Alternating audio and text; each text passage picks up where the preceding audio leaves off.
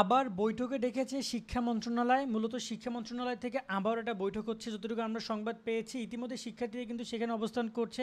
তারা সেখানে অবস্থান কর্মসূচি করছে সচিবালয়ে, এবং সচিবালয়ে শিক্ষার্থীরা আলটিমেটাম দিয়েছে যে কোনো প্রকার যদি ১ ঘন্টার মধ্যে তারা যদি কোনো সিদ্ধান্ত না নেয়, তাহলে তারা ওখানে আরও কঠোর কর্মসূচি ঘোষণা করবে।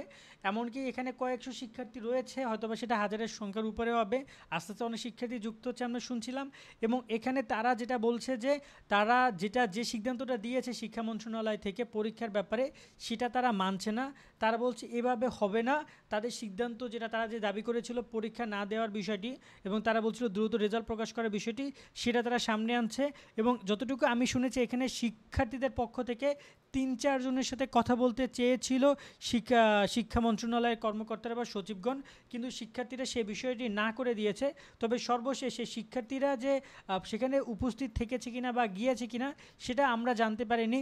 তবে শিক্ষার্থীরা বলছে যে আমাদের সাথে কথা বলতে আমাদের সবার সাথে কথা বলতে হবে, জনসম্মুখে এসে সবার সামনে শিক্ষা সচিব বা শিক্ষা উপদেষ্টার কথা বলতে হবে। আমরা কোনোভাবেই এখানে কাউকে ব্যক্তিগতভাবে কথা বলতে দিচ্ছি না, বা আমরা সেভাবে কাউকে প্রতিনিধি বলে মনে করছি না। এবং শিক্ষার্থীরা বলছে যে ১ ঘন্টার মধ্যে তাদেরকে একটা মানে সময় দেওয়া হয়েছে যে ১ ঘন্টার মধ্যে সিদ্ধান্ত নিতে হবে। এবং সর্বশেষ আমরা যতটুকু জানি যে তারা একটা এখানে মিটিং ডাকা হয়েছে, আবার মিটিং ডাকা হয়েছে, যেখানে তারা এই বিষয়গুলো নিয়ে তারা কথা বলবে এবং সিদ্ধান্ত গ্রহণ করার হয়তোবা পরিবর্তন করতে পারে।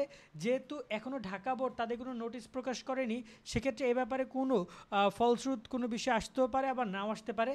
তারা আগে যে নোটিশ ১৫ তারিখে, সেই নোটিশ এখন পর্যন্ত আমরা দেখতে পাচ্ছি কোনো নোটিশ দেয়নি। যদি নোটিশ প্রকাশ করার আগে চাইলে মন্ত্রণালয় বৈঠকের মাধ্যমে তারা আবার নতুন কোনো সিদ্ধান্ত নিতে পারে। এখন দেখার বিষয় নতুন কী সিদ্ধান্ত নেয়, কী আপডেট আসে।